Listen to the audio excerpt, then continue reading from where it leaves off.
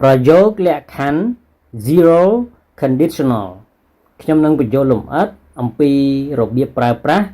បូកជាមួយនឹងឧទាហរណ៍តាំងពីដើមរហូតដល់ចប់ zero conditional និយមន័យ The zero conditional is used to talk about facts, general truths, and situations where one thing always causes another. It's like the grammar version of the Newton's laws, predictable and consistent. Zero conditional បាទគឺត្រូវបានគេប្រើវាដើម្បីនិយាយអំពីការពិតសេចក្តីពិតនិងស្ថានភាពដែលតែងតែបង្កឡើងឲ្យមានលទ្ធផលផ្សេងទៀតកើតឡើងវាដូចជាការបកស្រាយតាមវេយ្យាករណ៍តាមច្បាប់ Newton ដែលមានន័យថាអាចទស្សន៍ទាយបានហើយស៊ីចង្វាក់គ្នាមានន័យថាបាទ zero conditional ហ្នឹងគឺវាបង្ហាញអំពីការពិតបាទសេចក្តីពិតអូខេហើយស្ថានភាពហ្នឹងវាបង្ហាញថាអ្វីមួយនឹងបង្កឲ្យមានអ្វីមួយទៅកើតឡើងបាទអូខេហើយវាដូចតាមច្បាប់ Newton ហ្នឹងណាបាទបងប្អូនអ្នករៀនរូបវិទ្យាដឹងហើយបាទគឺវាបង្ហាញពីការពិតអូខេតោះយើងមើលទម្រង់អូខេzero conditional បាទទម្រង់របស់វាគឺ if plus present simple ក្បៀស present simple បាទអាហ្នឹងគឺទម្រង់របស់ zero conditional zero conditional បើយើងបកប្រែខ្មែរយើងហៅថាប្រយោគលក្ខខណ្ឌ0ណាបាទប្រយោគលក្ខខណ្ឌ0 zero គឺ0ណាបាទ conditional យើងប្រែថាលក្ខខណ្ឌអញ្ចឹងគឺប្រយោគលក្ខខណ្ឌ0ពីព្រោះនៅក្នុងភាសាអង់គ្លេសវាមានប្រយោគលក្ខខណ្ឌ4គឺ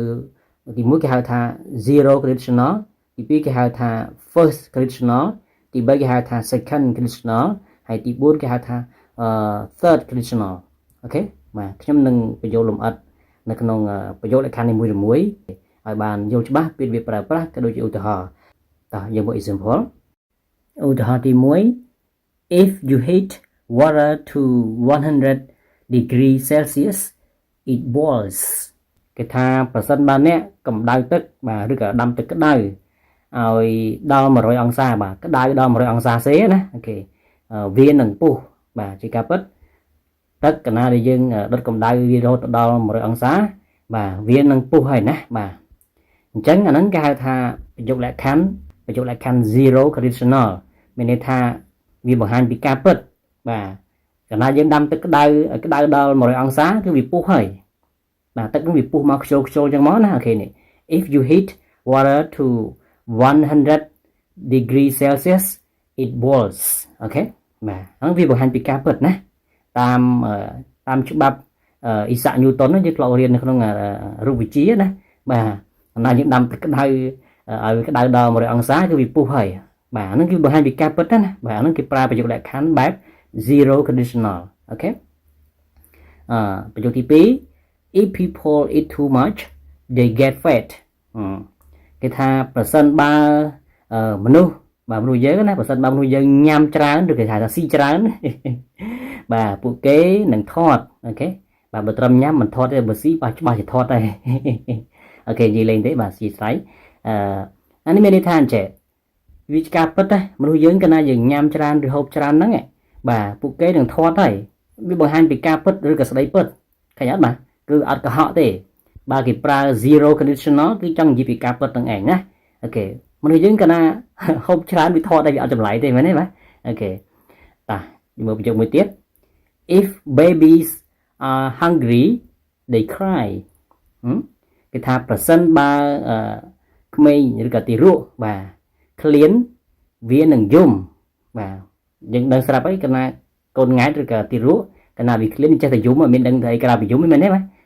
នេះអានឹងជាការពិតណាអូខេបង្ហាញពី truth បាទបង្ហាញពី facts អូខេបង្ហាញពីការពិតឬស្ដីពិតអូខេអានឹងគេប្រើ zero conditional ណាគេប្រើប្រយោគលក្ខខណ្ឌ0ហ្នឹងណាមានន័យថាវាការពិតណាបង្ហាញពីការពិតបាទការពិតមិនអាចកែប្រែអូខេតោះយើងមើលមួយទៀត you get wet if it rains គេថាអ្នកនឹងត្រូវទឹកភ្លៀងឬក៏អ្នកនឹងទៅទឹកជោកបាទប្រសិនបើភ្លៀងណា ជាការពិតបើសិនបើវាភ្លៀងយើងដាក់កាត់ភ្លៀងវានឹងសើមជោគឯងមិនចឹងអូខេវាអត់មានអីត្រូវខុសទេហើយគឺមិនត្រូវចម្លែកដែរបាទអញ្ចឹងមើលបង្ហាញពីការពិតឬសេចក្តីពិតអត់អាចកែប្រែបានទេយើងដាក់កាត់ភ្លៀងបាទច្បាស់ជាត្រូវទឹកភ្លៀងហើយច្បាស់ជាសើមភ្លៀងហើយមែនទេម៉េចអូខេលើកលែងតែយើងពាក់អាវភ្លៀងពាក់អាវភ្លៀងក៏វាត្រូវតែសើមដែរសើមជើងសើមដៃសើមអីដែរមែនទេម៉េចបាទអាហ្នឹងគេហៅថាការពិតអូខេអាហ្នឹងគេប្រើ zero conditional គឺទម្រង់របស់វាបាទ form របស់វាគឺ if plus បាទ present simple comma បាទក្បៀសហើយនឹង present simple បាទអាហ្នឹងគឺទម្រង់របស់វាណាគឺ if plus present simple comma plus present simple ដែរអាហ្នឹងទម្រង់របស់ zero conditional អូខេទេបាទឬក៏គេប្រើអញ្ចឹងក៏បានដែរបាទ present simple គេដាក់ if ហើយ plus present simple ដូចគ្នានេះឧទាហរណ៍នេះប្រយោគទី4នេះ you get wet if it rains ឃើញទេនេះអាកន្លែង you get wet អាហ្នឹងគឺបាទ present simple ដល់ពេល if នៅប្រកណ្ដាលអូខេហើយ it rains អាហ្នឹងគឺជាទម្រង់ present simple ដែរអូខេទេបាទដល់ពេលប្រយោគខាងលើ3ហ្នឹងបាទ if you hit water ហើយនឹង if people eat too much ហើយនឹង if babies are hungry បាទអាហ្នឹងគឺទម្រង់នោះ if plus present simple plus comma បាទ plus present simple អូខេបាទអញ្ចឹងវាមានពីរទម្រង់ហ្នឹងណាសម្រាប់ zero conditional ទម្រង់មួយទៀតគឺយើងអាចប្រើ when បាទជំនួសតែ if បានឧទាហរណ៍នេះខាងក្រោមនេះ when you mix red and blue you get purple គេថានៅពេលដែលអ្នកលាយពណ៌ក្រហមហើយនិងពណ៌ខៀវចូលគ្នាអ្នកនឹងទទួលបានបាទពណ៌ស្វាយបាទ purple ពណ៌ស្វាយជាការពិតអានេះវាបង្ហាញពីការពិតទេបើយើងយកពណ៌ខៀវនិងពណ៌ក្រហមលាយគ្នាវានឹងទៅជាពណ៌ស្វាយហើយអូខេអាហ្នឹងមកគេប្រើ zero conditional បាទគេប្រើប្រយោគលក្ខខណ្ឌ0បាទគឺគេប្រើវាដើម្បីនិយាយអំពីការពិតសេចក្តីពិតហើយស្ថានភាពហ្នឹងបាទវាអ្វីមួយតែងតែបង្កឲ្យមានរឿងអ្វីមួយទៅកើតឡើងឧទាហរណ៍ដូចយើងនិយាយមិញអញ្ចឹងណាបើសិនបើជាមេឃភ្លៀងយើងដាក់កាត់ភ្លៀងវានឹងសើមហើយអូខេបើសិនជាទីរក់ឃ្លានបាទវានឹងយំមែនទេអាហ្នឹងគឺវាបង្ហាញពីការពិតអត់បាក់យល់ទេណាបើបង្ហាញពីការពិតអាហ្នឹងគេប្រើប្រាស់ zero conditional អូខេបាទមានឧទាហរណ៍ច្រើនទៀតណាបាទប៉ុន្តែខ្ញុំលើកឧទាហរណ៍ជូន 4 5 ហ្នឹងដើម្បីឲ្យបងប្អូននេះកាន់តែយល់អំពីរបៀបប្រើប្រាស់ zero conditional អូខេបាទប្រយោគលក្ខខណ្ឌ0 common uses ការប្រើប្រាស់ទូទៅបាទយើងមើលពីរបៀបប្រើប្រាស់ទូទៅរបស់បាទ zero conditional ណាបាទប្រយោគលក្ខខណ្ឌ0បាទយើងមើល scientific facts បែបវិទ្យាសាស្ត្របាទយើងមើលការពិតបែបវិទ្យាសាស្ត្រណាអូខេ if you mix hydrogen and oxygen you get water គេថាប្រសិនបើអ្នកបាទលាយអ៊ីដ្រូសែនហើយនិងអុកស៊ីសែនចូលគ្នាបាទអ្នកនឹងទទួលបានទឹកអូខេបាទយើងយកអ៊ីដ្រូសែនមកអូស្មန်អ៊ីដ្រូសែនបូកជាមួយនឹងអុកស៊ីសែនណាបាទយើងនឹងបានទឹកអូខេអាហ្នឹងគឺការពិតបែបវិទ្យាសាស្ត្របាទយើងធ្វើអញ្ចឹងមកវាបានអញ្ចឹងហើយអូខេបាទអាហ្នឹងគេប្រើ zero conditional ណាគេប្រើប្រយោគលក្ខខណ្ឌ0បាទគឺគេបើគេនិយាយអំពីការពិតបែបវិទ្យាសាស្ត្រណាអូខេបាទហើយយើងមើលមួយទៀត personal truth បាទបែបមនុស្សអានេះគេហៅថាការពិតបែបមនុស្សឧទាហរណ៍ថា if I drink coffee at night I can't sleep គេថាប្រសិនបើខ្ញុំផឹកកាហ្វេនៅពេលយប់បាទខ្ញុំនឹងគេងមិនលក់ទេហ្នឹងការពិតបើយើងផឹកកាហ្វេបាទផឹកកាហ្វេនៅពេលយប់យើងច្បាស់ជាគេងមិនលក់ទេបាទព្រោះកាហ្វេវាធ្វើឲ្យយើងមានកម្លាំងវាធ្វើឲ្យយើងខ្លាំងអូខេបាទអញ្ចឹងធ្វើឲ្យយើងគេងមិនលក់បាទអាហ្នឹងគេហៅថា personal truth បាទសេចក្តីពិតការពិតរបស់មនុស្សអូខេបាទអាហ្នឹងបើយើងនិយាយអំពីការពិតបាទសេចក្តីពិតអាហ្នឹងគេប្រើប្រាស់ zero conditional ណាគេប្រើប្រយោគលក្ខខណ្ឌ0ហើយតោះយើងមើលមួយទៀត instructions or rules បាទគឺសម្រាប់ការណែនាំបាទអញ្ចឹងបើគេនិយាយពីការណែនាំក៏គេអាចប្រើបាទ zero conditional ដែរណាឧទាហរណ៍នេះ if the alarm rings leave the building គេថាប្រសិនបើឮសំឡេងកណ្ដឹងរោសូមចាក់ចេញពីអគារហ្នឹងទៅអូខេអាហ្នឹងគឺគេប្រើ zero conditional ដែរបាទនិយាយពីការណែនាំបាទគេហៅថា instruction បាទការណែនាំឬការជូនដំណឹងណាអូខេ អត់បាក់យល់ទេណារបៀបប្រើប្រាស់ក៏ដូចជាឧទាហរណ៍សម្រាប់ zero conditional សូមចងចាំទៅគឺគេប្រើវាបាទដើម្បីនិយាយអំពីការពិតសេចក្តីពិតអូខេហើយនឹងស្ថានភាពដែលតែងតែបង្កឲ្យមានស្ថានភាពមួយទៀតកើតឡើងអូខេហើយវាដូចជាការបញ្យល់បាទតាមវេយ្យាករណ៍ដូចច្បាប់របស់អ៊ីសាក់ញូតុនណាអូខេបាទបែបវិទ្យាសាស្ត្របាទអាហ្នឹងគឺពីចង់និយាយថាយកអ៊ីដ្រូសែនបូកជាមួយអុកស៊ីសែនយើងនឹងបានទឹកអូខេមនុស្សបើសិនជាភ្លៀងយើងដាក់កាត់ភ្លៀងយើងសើមអូខេបើក្មេងបើវាឃ្លានវានឹងយំអូខេហើយមួយទៀតសម្រាប់ការជូនដំណឹងបើសិនជាលឺកណ្ដឹងរោសូមចាក់ចេញពីអាគារទៅវាមានអាសន្នហើយមិនទេអាហ្នឹងគឺបង្ហាញពីការពិតស្ដីពិតបាទបើគេនិយាយពីការពិតស្ដីពិតចឹងអាហ្នឹងគេប្រើប្រាស់ zero conditional ទេណាតែចាំតែប៉ុណ្្នឹងបានទេអូខេហើយទម្រង់របស់វាមាន2យើងអាចប្រើ if បាទបូកជាមួយនឹង present simple បាទបូក comma បូក present simple អូខេឬក៏present simple បូក if បូក present simple អញ្ចឹងក៏បានដែរណាបើយើងដាក់ if ឡោះកណ្ដាលយើងអត់ប្រើ comma ទេបើដាក់ if នៅខាងដើមប្រយោគយើងប្រើ comma អូខេឬក៏យើងអាចប្រើ when បាទ when ជំនួសនឹង if បានដែរណាអូខេដូចខ្ញុំបានឧទាហរណ៍អញ្ចឹងអូខេបាទអញ្ចឹងជឿជាក់ថាបងប្អូនគ្នាយល់ហើយអំពីរបៀបប្រើប្រាស់ zero conditional ណាអូខេ The first conditional definition បាទឥឡូវនេះយើងរៀនជាមួយគ្នាអំពី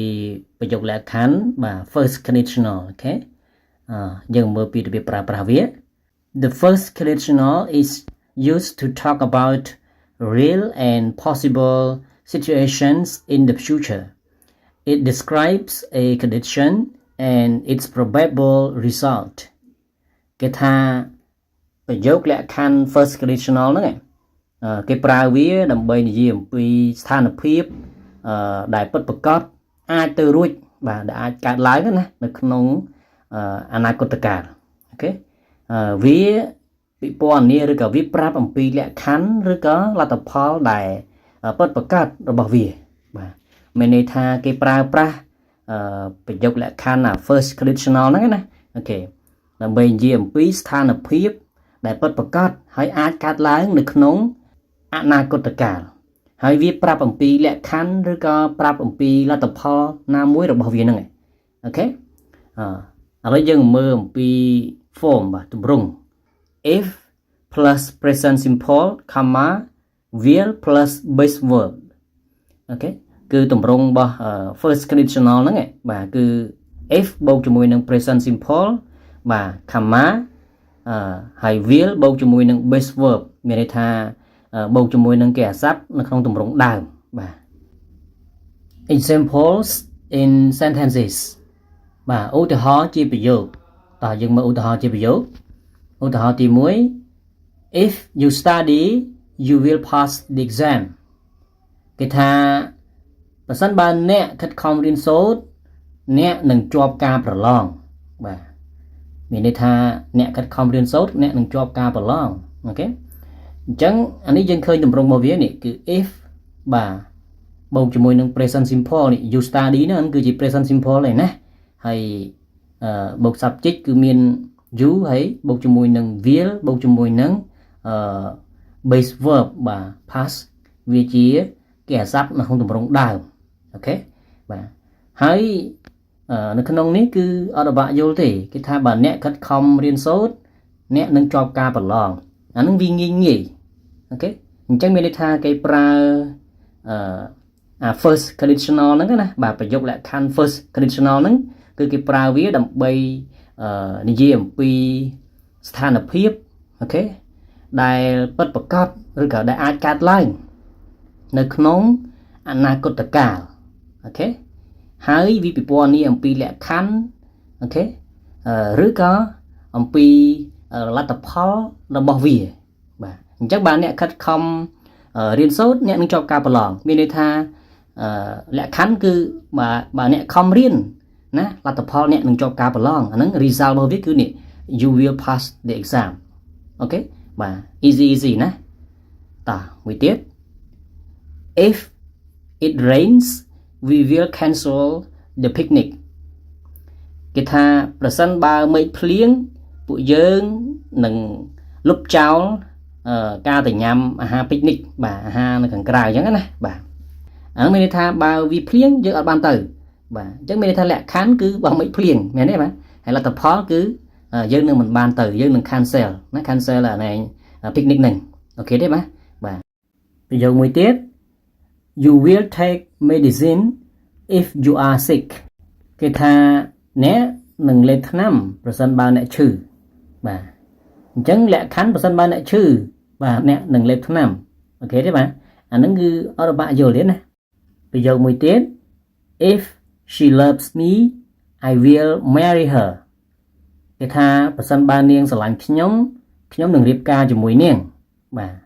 អញ្ចឹងលក្ខខណ្ឌបើនាងស្រឡាញ់ខ្ញុំនឹងរៀបការជាមួយនាងឃើញទេបាទនេះអញ្ចឹងមានន័យថា result របស់វាគឺនេះ I will marry her អូខេហើយ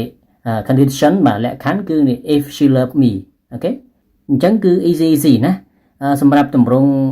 first conditional យើងអាចប្រើអំពីទម្រង់មានន័យថាយើងដាក់ if នៅខាងដើមប្រយោគយើងប្រើ comma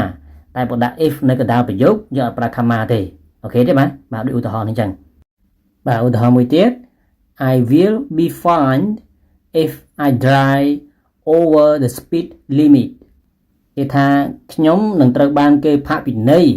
បាទប្រសិនបើខ្ញុំបើកបរលើសល្បឿនកំណត់បាទអញ្ចឹងមានន័យថាបើខ្ញុំបើកបរលើសល្បឿនកំណត់បាទគេនឹងផាកពិន័យបាទប៉ូលីសនឹងផាកពិន័យហ្នឹងមិនអញ្ចឹងអាហ្នឹងគឺជាលក្ខខណ្ឌហើយដល់ពេល result គឺនេះ I will be fined បាទខ្ញុំនឹងត្រូវបានគេផាកពិន័យអូខេបាទអញ្ចឹងឃើញនេះ if នៅកណ្ដាលប្រយោគទៅយើងអត់ប្រើ comma ទេឃើញអត់បាទយើងអាចប្រើពីទម្រង់យើងដាក់ if I drive over the speed limit I will be fined បាទអញ្ចឹងក៏បានដែរណាអូខេយើងអាចដាក់if នៅកណ្ដាលប្រយោគក៏បានយើងអាចដាក់បាទif នៅខាងដើមប្រយោគក៏បានអូខេបាទ easy តោះប្រយោគមួយទៀត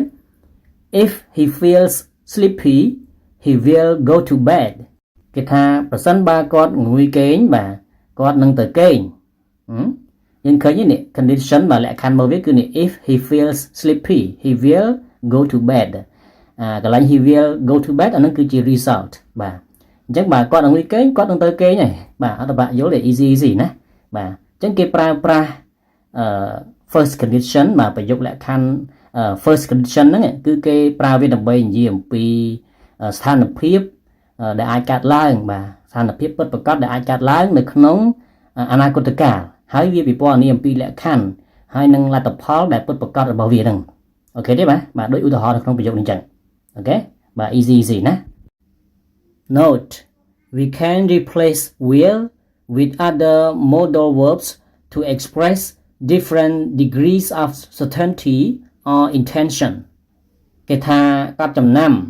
យើងអាចបដូរបាទគេអាស័ព្ទជំនួយ will ហ្នឹងបាទដោយជំនួសនៅគេអាស័ព្ទជំនួយផ្សេងទៀតបានបាទដើម្បីបញ្ជាក់អំពីកម្រិតនៃភាពពិតប្រាកដបាទឧទាហរណ៍ដូចប្រយោគទី1 if you hurry you might catch the bus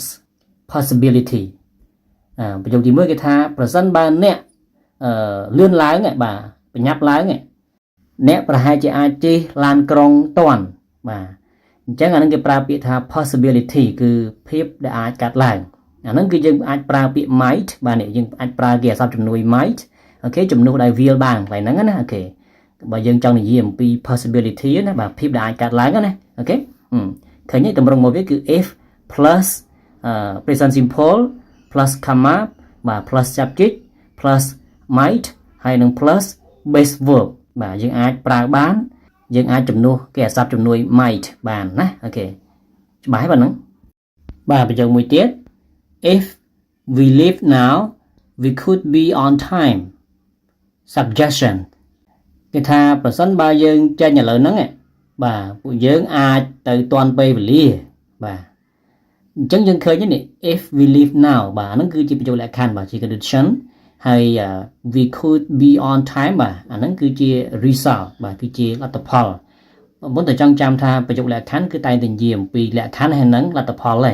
បាទនេះប្រសិនបើយើងចាក់ចេញឥឡូវនេះបាទយើង អាចទៅតាន់ពេលបាទ be on time ហ្នឹងគឺទៅតាន់ពេលវេលាណាអូខេវាជា suggestion បាទវាជាការផ្ដល់យោបល់អាហ្នឹងគេប្រើ could បាទគឺជំនួសដែល will ណាយើងប្រើ could អូខេបាទអញ្ចឹងមានន័យថាក្នុង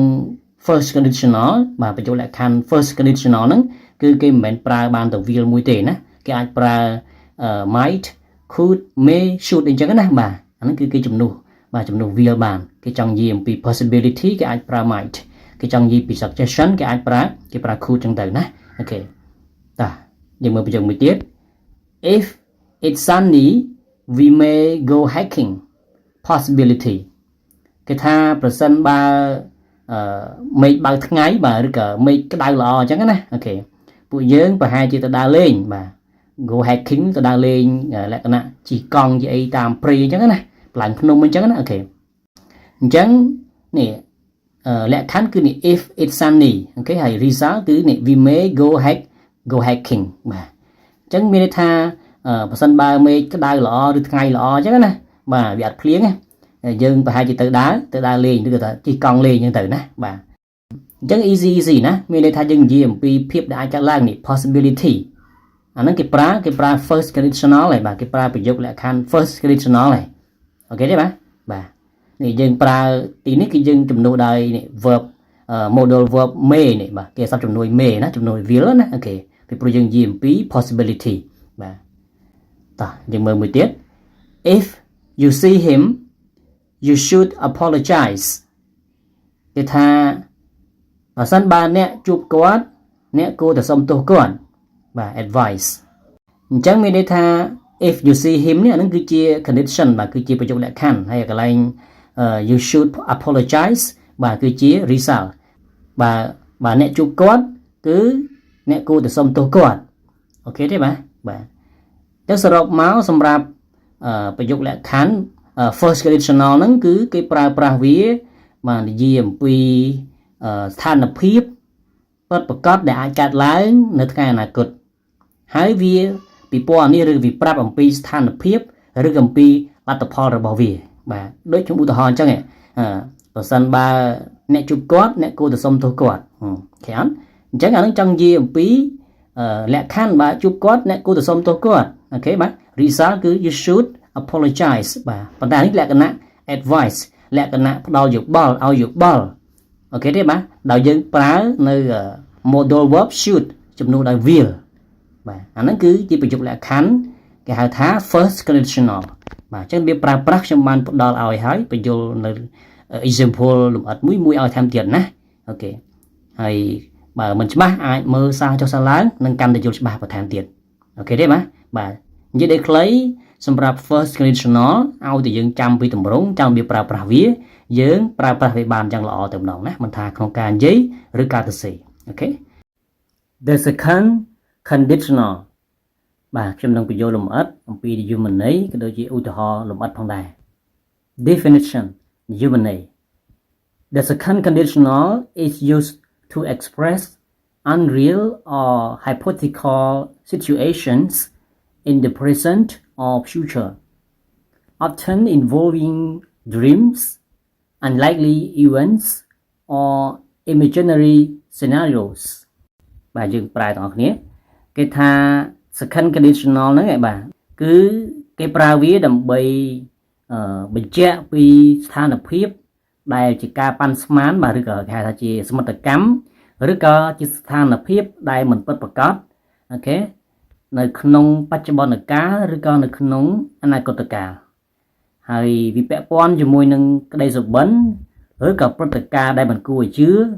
បាទឬក៏ជាឆាកសម្ដែងបាទឬក៏ឆាកសន្ទនាដែលនៅក្នុងមនោគតិបាទនៅក្នុងក្តីសម័យណាបាទ imaginary មានន័យថាដែលនៅក្នុងមនោគតិឬក៏ដែលនៅក្នុងចិត្តអញ្ចឹងណាអូខេអញ្ចឹងមានន័យថាប្រយោគលក្ខខណ្ឌ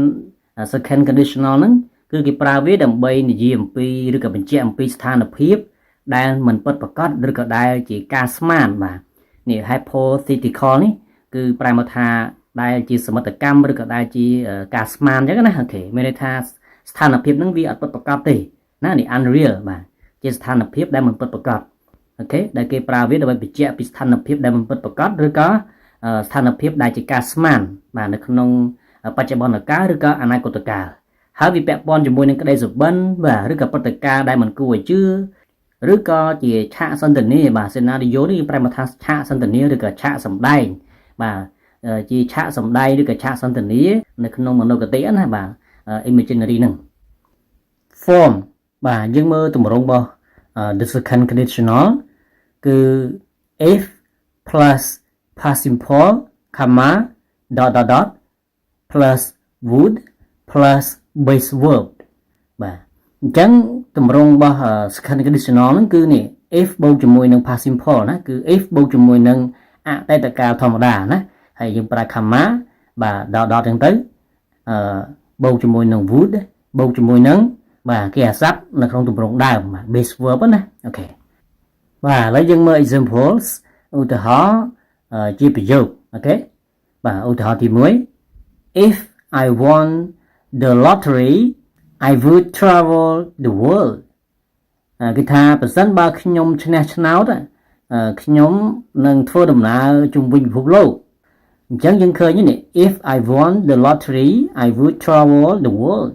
ទម្រង់មកវាគឺនេះ if បូកជាមួយនឹង past simple បាទនេះ I won the lottery ហ្នឹងគឺpast simple ណាអូខេគឺជាអតីតកាលធម្មតាបាទអាហ្នឹងជាទម្រង់មកវាអូខេហើយយើងបូក comma មកយើងបូកជាមួយ dot ហ្នឹងគេប្រើ subject ណាបាទ subject ប្រធានហើយបូកជាមួយនឹង would ហើយបូកជាមួយនឹង base verb បាទបូកជាមួយនឹងគេអាស័ព្ទនៅក្នុងទម្រង់ដើមនេះ travel ហ្នឹងគឺជាគេអាស័ព្ទនៅក្នុងទម្រង់ដើមបាទមានថាវាប្រែប្រួលទេបាទអូខេ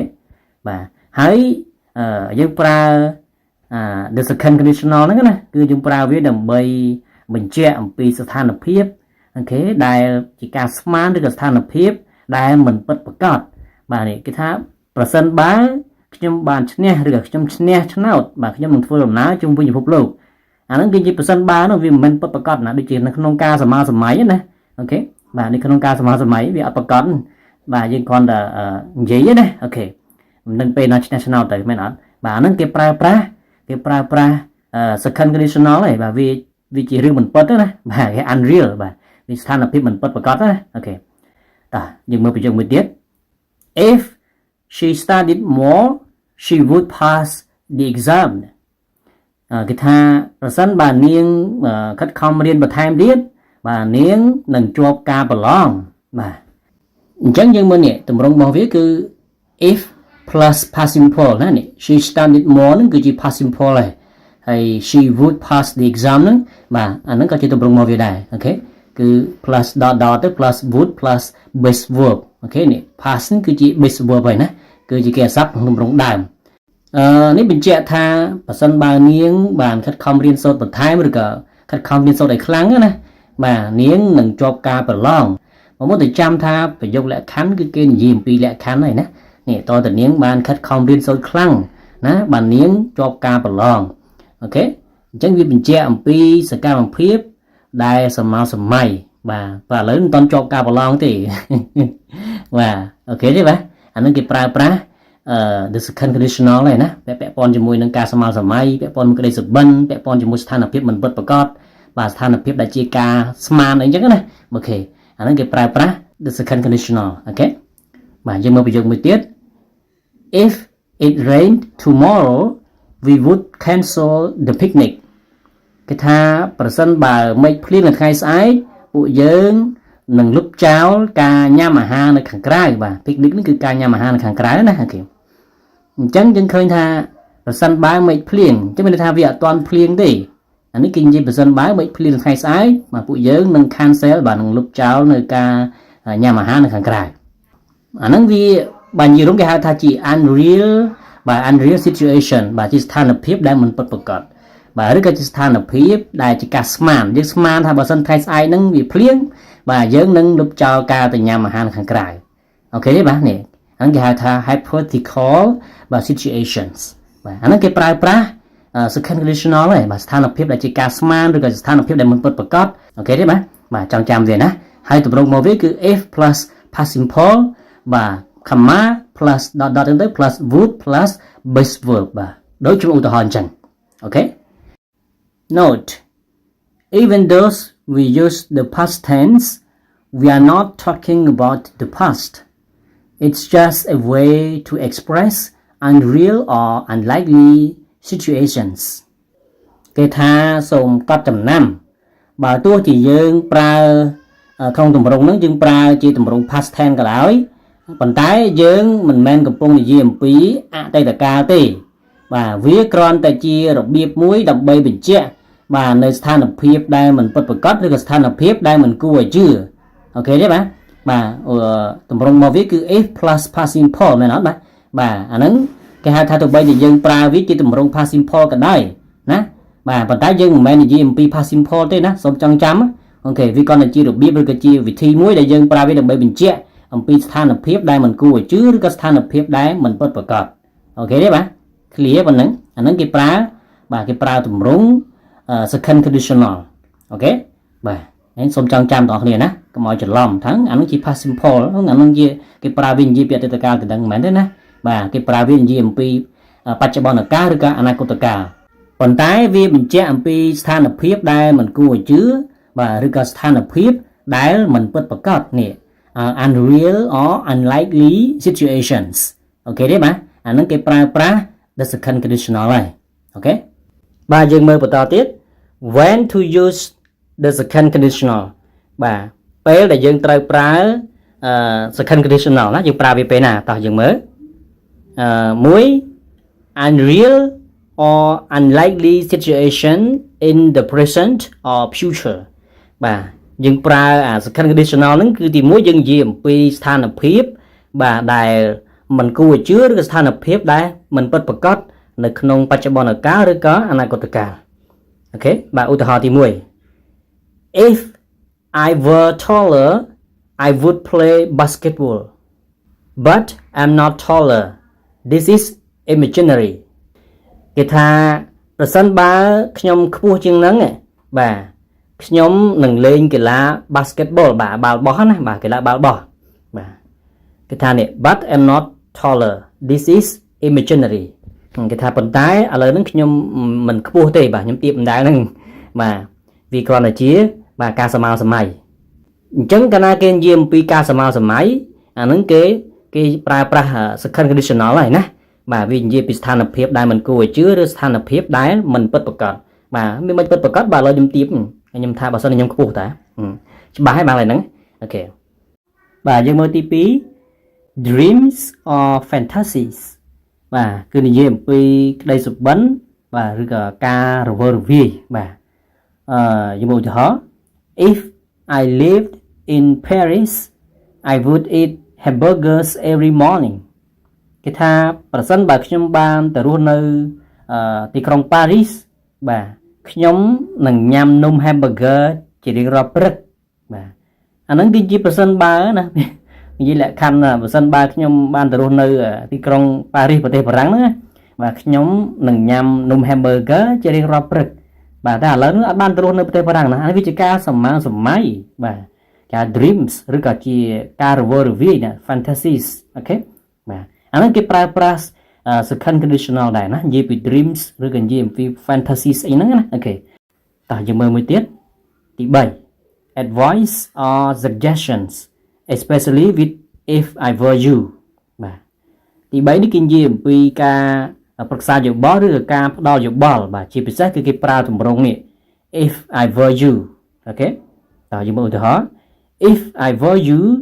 I would talk to her គេថាប្រសិនបើខ្ញុំជាអ្នកវិញណាបាទខ្ញុំនឹងនិយាយជាមួយនាងហើយបាទអញ្ចឹងអានេះគេនិយាយជាការផ្ដល់យោបល់ឬក៏ការប្រឹក្សាយោបល់អញ្ចឹងណាបើសិនជាខ្ញុំជាអ្នកខ្ញុំនឹងនិយាយជាមួយនាងហើយបាទអូខេទេបាទអាហ្នឹងគេប្រើ second conditional ហើយតោះយើងមើលមួយទៀតទី4 regret or criticism បាទគេហៅថាការសោកស្ដាយឬក៏ការរិះគន់បាទឧទាហរណ៍ if he studied harder he would pass the test គេថាប្រសិនបើគាត់ខិតខំរៀនសូត្រខ្លាំងណាគាត់នឹងជាប់ការប្រឡងឬក៏ជាប់តេស្តអញ្ចឹងណាអូខេអញ្ចឹងយើងឃើញនេះ if he studied harder បាទប្រសិនបើគាត់ខិតខំរៀនឲ្យខ្លាំងណាឬក៏គាត់ខិតខំរៀនណាអូខេគាត់នឹងជាប់ការប្រឡងអាហ្នឹងគេចង់និយាយលក្ខណៈពីការរិះគន់ណាបាទប្រហែលជាគាត់ហ្នឹងគាត់មិនខំរៀនទេវាអត់ជាប់បាទ ok ទេបាទអាហ្នឹងគេប្រើប្រាស់ second conditional ហើយបាទអញ្ចឹងសូមចងចាំណាថាយើងប្រើអា second conditional នេះយើងប្រើពេលណាគឺយើងប្រើវាពេលដែលយើងចង់និយាយអំពីស្ថានភាពដែលមិនគួរឲ្យជឿបាទស្ថានភាពដែលមិនពិតប្រាកដណាបាទហើយអាហ្នឹងគឺគេប្រើវានៅក្នុងបច្ចុប្បន្នកាលឬក៏អនាគតកាលទេណាបាទមានន័យថាយើងចង់និយាយអំពីស្ថានភាពនៅក្នុងបច្ចុប្បន្នកាលហ្នឹងឬក៏ស្ថានភាពនៅក្នុងអនាគតកាលហ្នឹងមិនមែនអតីតកាលទេណាកុំច្រឡំឬក៏យើងនិយាយអំពីក្តីសុបិនបាទឬក៏គេហៅថាការរវល់រវាយអញ្ចឹងណាអូខេឬក៏និយាយលក្ខណៈផ្ដោតយោបល់បាទឬក៏និយាយលក្ខណៈការរិះគន់បាទអាហ្នឹងគេប្រើប្រាស់ second conditional ហើយអូខេ note សូមកត់ចំណាំ were instead of was in formal English use were បាទយើងសូមកត់ចំណាំទាំងអស់គ្នាណាសម្រាប់ were ដែលយើងប្រើជំនួសឲ្យ was បាទនៅក្នុងភាសាអង់គ្លេសផ្លូវការបាទគឺគេប្រើ were បាទមិនមែនប្រើ was ទេណាអូខេ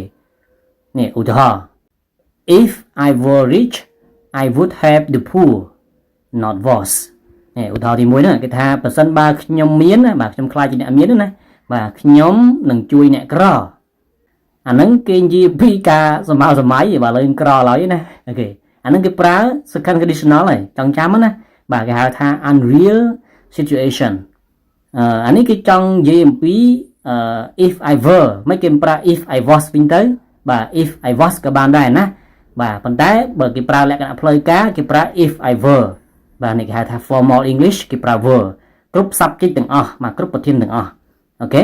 បាទតោះយើងមើលមួយទៀត if I were you I would apologize to her គេថាប្រសិនបើខ្ញុំជាអ្នកវិញណាបាទខ្ញុំនឹងសុំទោសនាងឃើញទេនេះ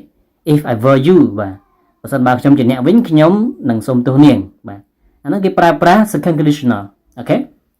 ប៉ុន្តែការពិតខ្ញុំមិនមែនជាអ្នកណាខ្ញុំជាខ្ញុំដែរអានេះគេប្រើលក្ខណៈបាទគេហៅថា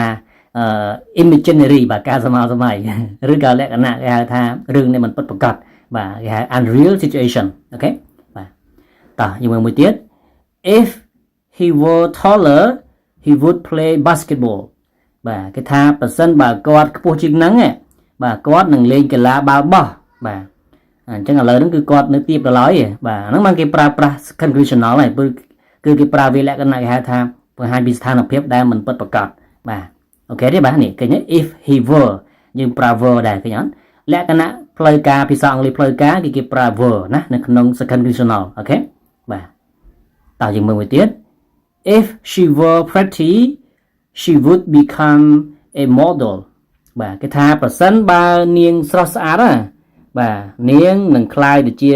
តារាបង្ហាញម៉ូដម្នាក់បាទអញ្ចឹង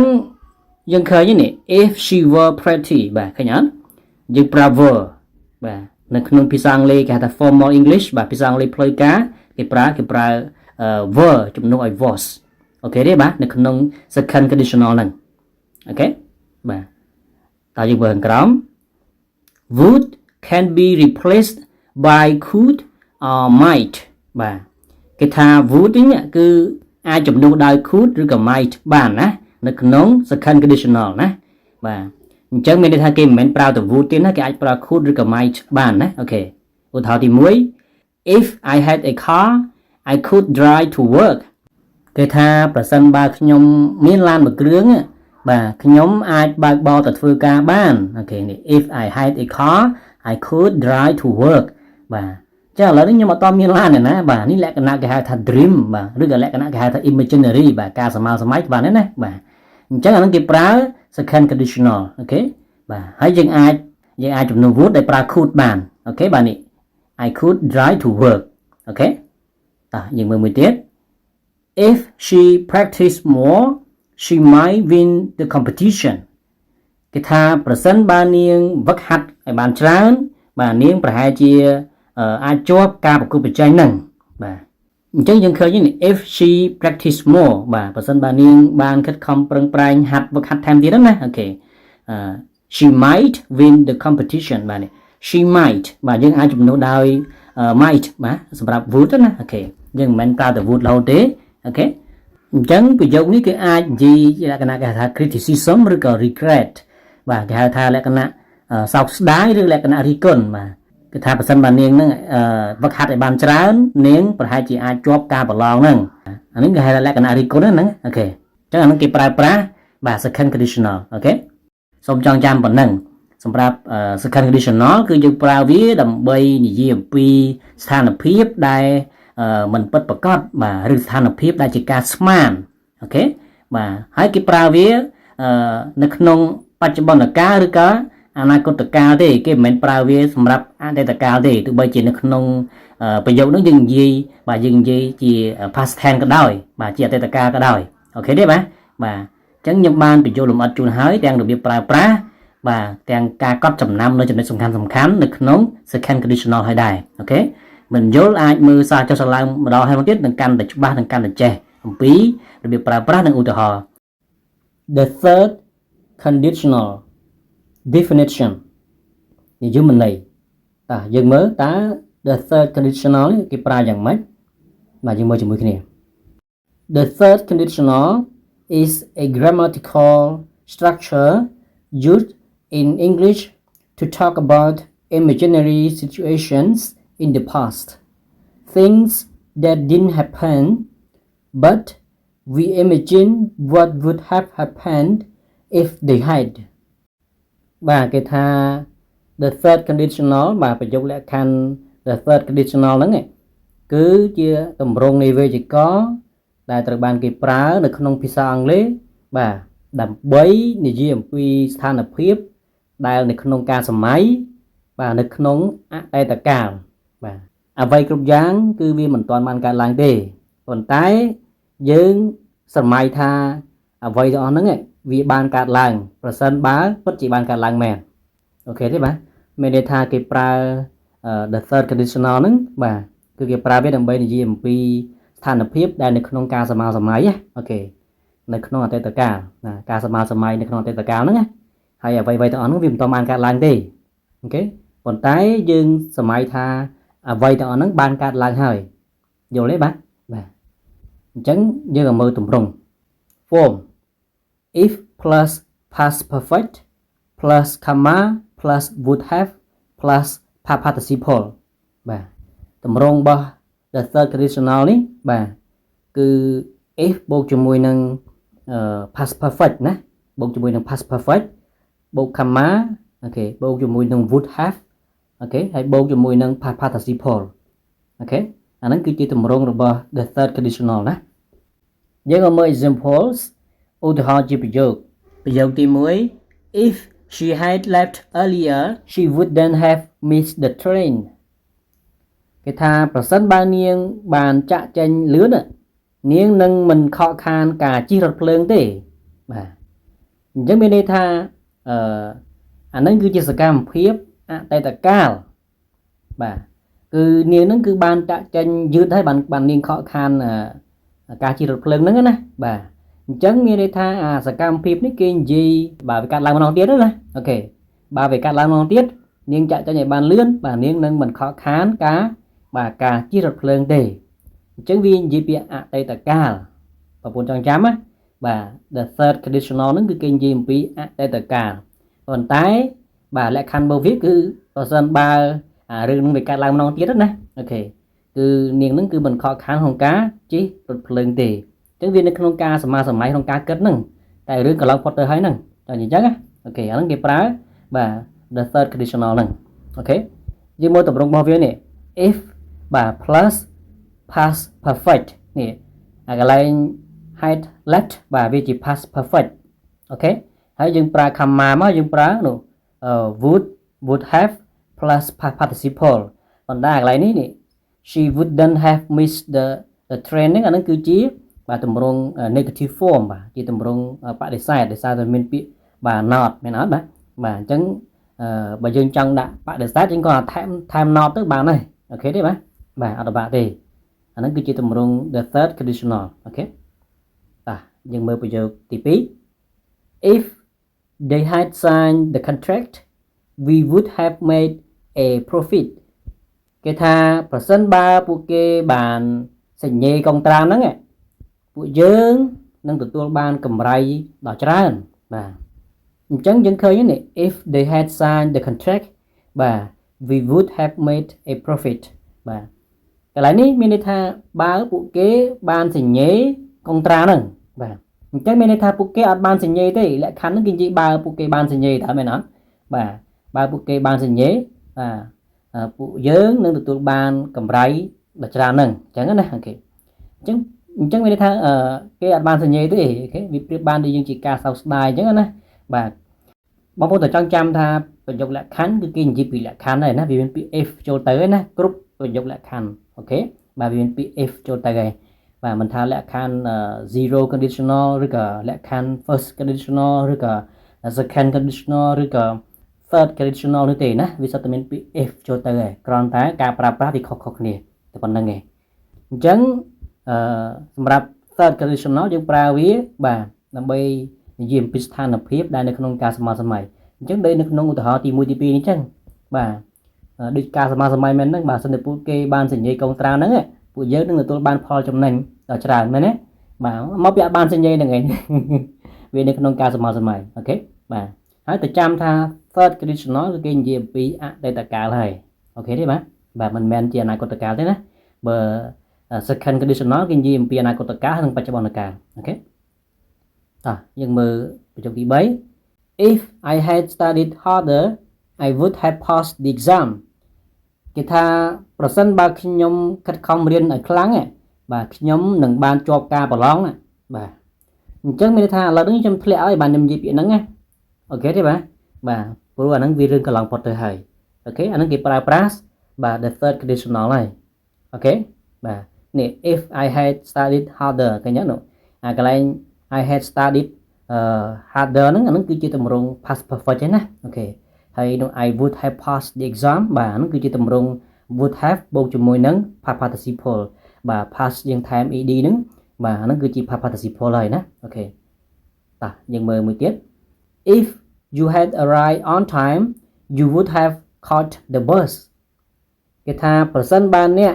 បានមកដល់ទាន់ពេលអ្នកនឹងបានជិះឡានក្រុងបាទអញ្ចឹងមានន័យថាដោយសារតែអ្នកនឹងអត់បានមកទាន់ហ្នឹងហើយបានជាអត់បានជិះឡានក្រុងហ្នឹងគេនិយាយលក្ខខណ្ឌនេះគេចង់មានន័យអញ្ចឹងបាទ if you arrive on time បាទ you would have caught the bus បាទអញ្ចឹងបងប្អូនត្រូវចាំថាបើគេនិយាយអំពីបាទ third conditional គឺគេអាចផ្ដោតទៅលើការរិះគន់បាទការសោកស្ដាយអញ្ចឹងណាបាទនេះបើសិនបើអ្នកមកតាន់ពេលវេលាអ្នកនឹងបានជិះឡានក្រុងអញ្ចឹងមកអត់តាន់ហ្នឹងមកពីមកអត់តាន់ហ្នឹងបានជិះឡានក្រុងតែអត់តាន់គេណាអូខេបាទហ្នឹងគេប្រើប្រាស់ third conditional ដែរអូខេតោះយើងមើលមួយទៀត if I had remember my umbrella I wouldn't have gotten wet គេថាប្រសិនបើខ្ញុំមិនភ្លេចយកឆ័ត្រមកបាទខ្ញុំនឹងមិនសើមទេបាទមិនទៅទឹកខ្លួនទេអញ្ចឹងណាបាទចង់និយាយថាត្រូវទឹកភ្លៀងសើមអញ្ចឹងអូខេបាទអញ្ចឹងយើងឃើញនេះ if I had remember my umbrella បាទអាហ្នឹងលក្ខខណ្ឌបើខ្ញុំមិនភ្លេចឆ័ត្រហ្នឹងណាបាទខ្ញុំចង់ចាំថាបានយកមកអញ្ចឹងអូខេខ្ញុំនឹងមិនសើមភ្លៀងទេបាទអញ្ចឹងអាហ្នឹងគឺនិយាយពីការស្ដាយក្រោយដែរបាទ regret បាទហ្នឹងគេប្រើប្រាស់ the third conditional ហើយលក្ខខណ្ឌហ្នឹងដោយសារតែខ្ញុំអត់បានយកឆ័ត្រមកហ្នឹងបានខ្ញុំសើមអូខេបាទអញ្ចឹងគឺចង់និយាយអំពីសកម្មភាពហ្នឹងវាកាត់ឡើងហើយបានគេប្រើប្រាស់ the third conditional ហ្នឹងអូខេទេបាទតោះយើងមើលមួយទៀត if you had practiced more you would have won the race គេថាប្រសិនបើអ្នកខិតខំហ្វឹកហាត់ឲ្យខ្លាំងអ្នកនឹងជាប់ការប្រកួតអ្នកនឹងបានជាប់ការប្រកួតអញ្ចឹងណាបាទព្រោះនេះគេនិយាយអំពីអតីតកាលបាទអញ្ចឹងមានន័យថាដោយសារតែអ្នកនឹងអត់បានហ្វឹកហាត់ខ្លាំងបានអ្នកធ្លាក់ការប្រកួតគេន័យគេចង់និយាយអញ្ចឹងបាទអញ្ចឹងនិយាយលក្ខខណ្ឌបើអ្នកខិតខំហ្វឹកហាត់យ៉ាងខ្លាំងហ្វឹកហាត់ឲ្យបានច្រើនមែនទេបាទអ្នកនឹងបានជាប់ការប្រកួតហ្នឹងតែឥឡូវធ្លាក់បាត់ហើយបាទយើងមើលមួយទៀត if he had known he would have acted differently គេថាបើសិនបើគាត់បានដឹងគាត់នឹងបានធ្វើសកម្មភាពខុសប្លែកបាទអញ្ចឹងមានន័យថាកន្លែងនេះគឺដោយសារតែគាត់បានដឹងហ្នឹងมันគាត់ធ្វើសកម្មភាពវាខុសអីប្រកបអីអញ្ចឹងណាអូខេអាហ្នឹងគេប្រើប្រាស់the third conditional បងប្អូនត្រូវចាំថា the third conditional គឺគេប្រើវានិយាយអំពីអតីតកាលតែឃើញទម្រង់របស់វាគឺ if plus past perfect plus comma plus would have plus past participle ចឹងសកម្មភាពនឹងបានកើតឡើងហើយឯងអូខេបាទអញ្ចឹងគេប្រើប្រាស់the third conditional ហ្នឹងគេប្រើវាដើម្បីនិយាយអំពីស្ថានភាពដែលនៅក្នុងការសមាសម័យនៅក្នុងអតីតកាលហើយអ្វីៗគ្រប់យ៉ាងវាមិនទាន់បានកើតឡើងទេមានន័យថាយើងក៏នៅក្នុងសមាសម័យថាវាកើតឡើងចង់អញ្ចឹងណាបាទរឿងហ្នឹងកន្លងផុតទៅហើយឯងបាទហើយយើងសមាសម័យថាចង់ឲ្យវាកើតឡើងអូខេបាទអាហ្នឹងគេប្រើប្រាស់បាទ the third conditional clear ប៉ុណ្ណឹងបាទយើងមើលបន្តទៀតនេះសម្រាប់ the third conditional ហ្នឹងគឺគេប្រើវាទី1និយាយអំពី regret បាទសោកស្ដាយគេចង់និយាយអំពីការសោកស្ដាយណារឿងនៅកន្លងផុតទៅហើយហ្នឹងអូខេបាទនេះយើងមើលឧទាហរណ៍ if I had apologized she might have forgiven me គេថាប្រសិនបើខ្ញុំបានសុំទោសនាងបាទនាងប្រហែលជានឹងបានអត់ទោសឲ្យខ្ញុំអញ្ចឹងមានន័យថាដោយសារតែខ្ញុំអត់បានសុំទោសនាងមែនទេបាននាងមិនទាន់អត់ទោសឲ្យខ្ញុំនេះអញ្ចឹងអានេះគេចង់និយាយពីការសោកស្ដាយនេះ regret អូខេបាទភាពសោកស្ដាយហ្នឹងណាបាទដោយសារតែខ្ញុំអត់បានសុំទោសនាងនឹងឯងអញ្ចឹងអានេះគេនិយាយពីលក្ខខណ្ឌណា if I had apologized she might have forgiven me បាទបើសិនបើខ្ញុំបានសុំទោសនាងបាទនាងប្រហែលជានឹងបានអត់ទោសឲ្យខ្ញុំបាទប៉ុន្តែឥឡូវហ្នឹងនាងខឹងនៅឡើយទេណានឹងស្អប់នៅឡើយទេណានិយាយលក្ខខណ្ឌថាបើសិនតាមែនអត់បាទបាទអញ្ចឹងសកម្មភាពហ្នឹងមានន័យថានាងបានខឹងទៅហើយអាការខឹងហ្នឹងបាទអូខេប៉ុន្តែអាសកម្មភាពដែលយើងនិយាយបើសិនហ្នឹងយើងចង់ឲ្យវាបានកាត់ឡើងម្ដងទៀតបើសិនជាខ្ញុំបានសុំទោសនាងមែនអត់បាទនាងប្រហែលជាបានអត់ទោសឲ្យខ្ញុំអូខេទេបាទអាហ្នឹងគេប្រើប្រាស់បាទ the third conditional ហើយអូខេទេបាទតោះយើងមើលមួយទៀត if I had told the truth I wouldn't have lost her trust គេថាប្រសិនបើខ្ញុំបាននិយាយប្រាប់ការពិតបាទខ្ញុំនឹងមិនបាត់បង់ជំនឿទុកចិត្តពីនាងទេបាទហ្នឹងអាកន្លែងនេះយើងនិយាយអំពីលក្ខខណ្ឌដូចគ្នាបាទនិយាយអំពីការសោកស្ដាយណាប្រសិនបើខ្ញុំបាននិយាយប្រាប់នាងពីការពិតទៅណាបាទខ្ញុំនឹងមិនបាត់បង់នៅទំនុកចិត្តពីនាងទេអូខេអញ្ចឹងមានន័យថារឿងនេះកន្លងផុតទៅហើយបាទសិនទេអានេះគេប្រាប់ពីបើសិនណាបាទហើយខ្ញុំបានកុហកនាងបាត់ហើយហ្នឹងយល់ទេបាទអាហ្នឹងគេប្រើបាទគេប្រើ the third conditional លក្ខខណ្ឌហ្នឹងគឺមានន័យថាយើងនិយាយបើសិនទេគឺរឿងហ្នឹងវាបានកាត់ឡើងកន្លងទៅហើយអញ្ចឹងធ្វើឲ្យយើងមានភាពស្ដាយក្រោយអូខេបាទតើយើងមើលមួយទៀត criticism បាទការរិះគន់និយាយអំពីការរិះគន់គឺគេអាចប្រើបាទគេប្រើ the third conditional បានដែរបាទឧទាហរណ៍ if you had follow instructions this wouldn't have happened គេថាបើសិនបើអ្នកបានតាមនៅការណែនាំគេហ្នឹងណាបាទធ្វើតាមការណែនាំហ្នឹងអូខេរឿងហ្នឹងវានឹងមិនបានកើតឡើងទេបាទអាហ្នឹងគេនិយាយលក្ខខណ្ឌដែរបាទបើសិនជាអ្នកបានធ្វើតាមការណែនាំហ្នឹងរឿងហ្នឹងវានឹងមិនបានកើតឡើងទេអញ្ចឹងគឺមូលហេតុដោយសារតែអ្នកអត់បានធ្វើតាមលក្ខខណ្ឌហ្នឹងអត់បានធ្វើតាមការណែនាំរបស់គេហ្នឹងទៅធ្វើឲ្យរឿងហ្នឹងវាបានកើតឡើងអញ្ចឹងគឺយើងនិយាយលក្ខណៈការរិះគន់អានេះបាទរិះគន់អ្នកណាម្នាក់អញ្ចឹងអូខេអាហ្នឹងគឺគេអាចប្រើ the third conditional បានដែរអូខេទេបាទតោះយើងមើលមួយទៀត relief ភាពធូរស្រាលបាទអញ្ចឹងភាពធូរស្រាលនៃអារម្មណ៍ណាបាទអាហ្នឹងក៏គេអាចប្រើ the third conditional បានដែរណាឧទាហរណ៍ if we hadn't taken that detour we would have been stuck in traffic គេថាប្រសិនបើយើងមិនបានជិះតាមផ្លូវវាងនឹងទេបាទ detour យើងប្រែថាផ្លូវវាង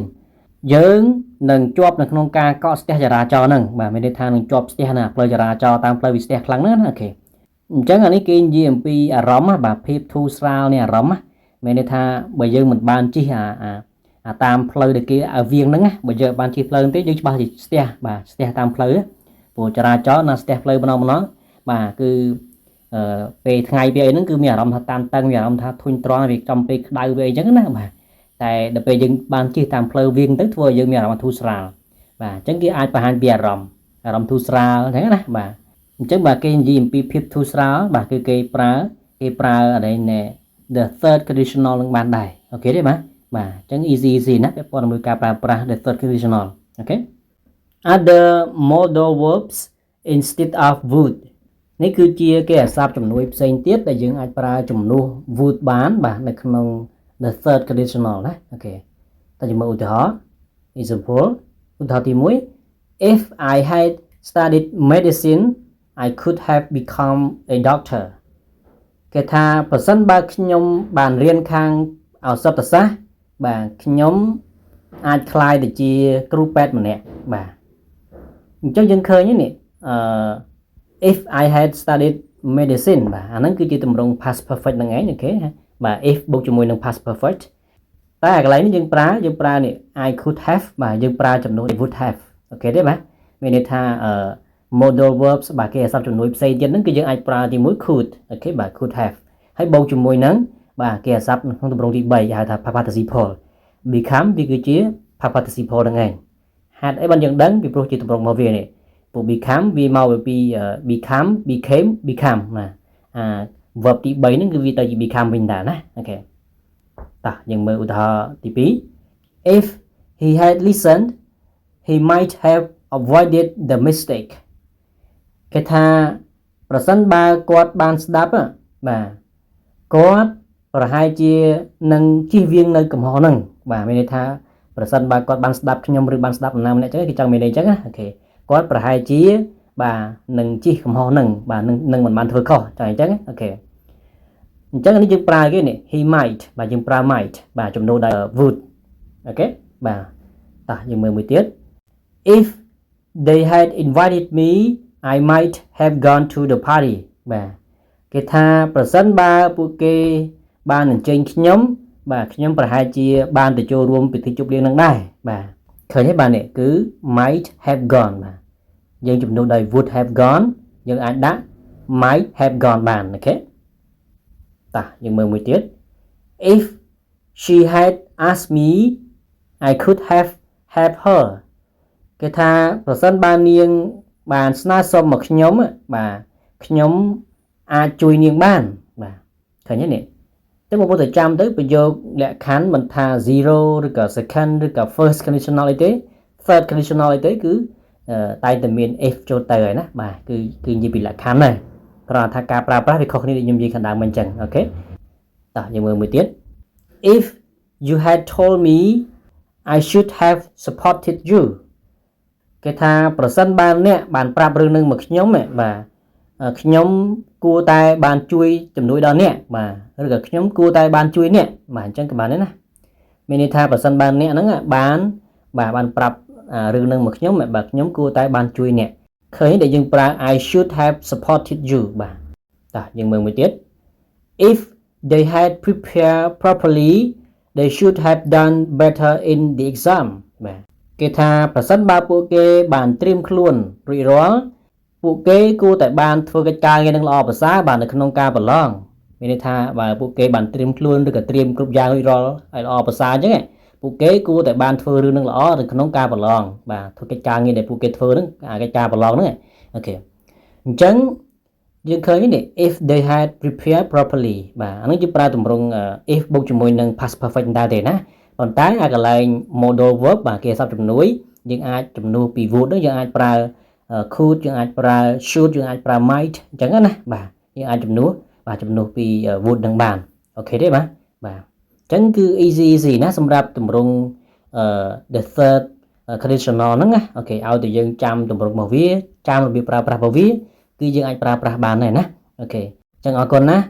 សម្រាប់បងប្អូនទាំងគ្នាដែលបានតាមដានការបញ្យល់លម្អិតតាំងពី zero conditional បាទតាំងពីប្រយោគលក្ខខណ្ឌ0មករហូតមកដល់ប្រយោគលក្ខខណ្ឌទី3នេះបាទរហូតមកដល់ the third conditional នេះអញ្ចឹងសូមចូលរួម subscribe និង share ដើម្បីទទួលបានវីដេអូថ្មីបន្តទៀតអូខេអរគុណបាទជូនពរបងប្អូនទាំងគ្នា